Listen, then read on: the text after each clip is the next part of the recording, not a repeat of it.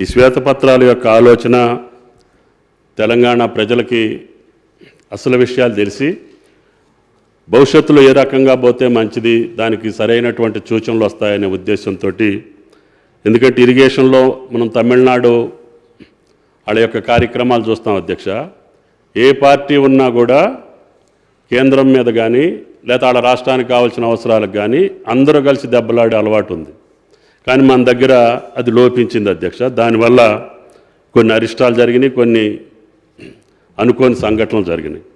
ఇప్పుడు పల్లా గారు కొన్ని విషయాలు చెప్పారు అధ్యక్ష. ఇంక్రీజ్ అయినటువంటి ఆయకట్టు కానీ లేకపోతే ధాన్యం దిగుబడి కానీ.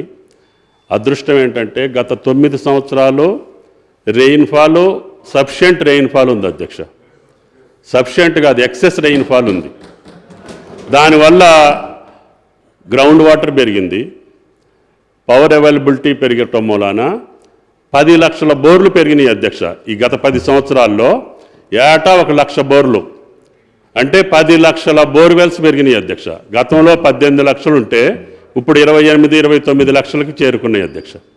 దానివల్ల 10 లక్షల బోర్ల కింద పెరిగేటటువంటి ఆయకట్టు యొక్క విస్తీర్ణం మీరు యావరేజ్ చూసుకున్నా కూడా బోర్కి 4 ఎకరాలు చూసుకున్నా 40 లక్షల ఎకరాలు ఎక్స్ట్రా వచ్చింది అధ్యక్ష.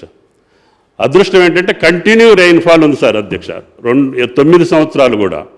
దానివల్ల భూగర్భ జలాలతోటి పాటు బోర్వెల్స్ తోటి పాటు ఈ యొక్క ఆయకట్టు గతంలో 5 ఎకరాలు ఉంటే 2 ఎకరాలే పండించుకున్నాడు అధ్యక్ష. అటువంటిది గ్రౌండ్ వాటర్ సఫిషియెంట్గా ఉండటం మూలాన బోర్వెల్స్లో ఉన్నట్టు అతని భూమి మొత్తాన్ని సాగు చేసుకునే అవకాశం వచ్చింది. ఆ భూగర్భ జలాలతోటి ఎక్కువ ఎక్స్ట్రా వచ్చినటువంటి ఆయకట్టు 40 లక్షలు వచ్చింది. పెద్దలు చెప్పినటువంటి ఆయకట్టు 10-15 లక్షలు. ఒకవేళ కొన్ని ప్రాజెక్టులు ఎండింగ్ స్టేజ్లో ఉన్నటువంటి కలవకుర్తి కానీ, నెట్టెంపాడు కానీ, కోయిల్ సాగర్ కానీ ఇటువంటి ఎండింగ్లో ఉన్నటువంటి ప్రాజెక్టులు కొన్ని పూర్తి చేసి ఇచ్చినటువంటి ఆయకట్టు ఉంది అధ్యక్ష. మా దగ్గర ఇందాక సాంబశివరావు చెప్పినటువంటి భక్తరామదాసు లాంటిది కరువు ప్రాంతం అన్నిటికంటే తీవ్రమైనటువంటి పాలేరు నియోజకవర్గానికి ఇవ్వాలని పట్టుబట్టి అది గోదావరి బేసిన్ అయినప్పటికీ కూడా కృష్ణా బేసిన్ నీళ్లు తీసుకొచ్చి ఇచ్చాం అధ్యక్ష.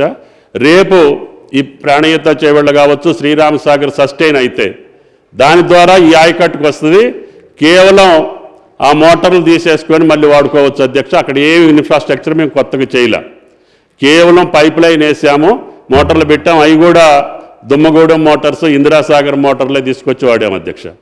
ఫస్ట్ నాగార్జున సాగర్ మీద పెట్టినటువంటి SLBC అధ్యక్ష, first lift irrigation, highest lift irrigation in Asia SLBC అధ్యక్ష అది.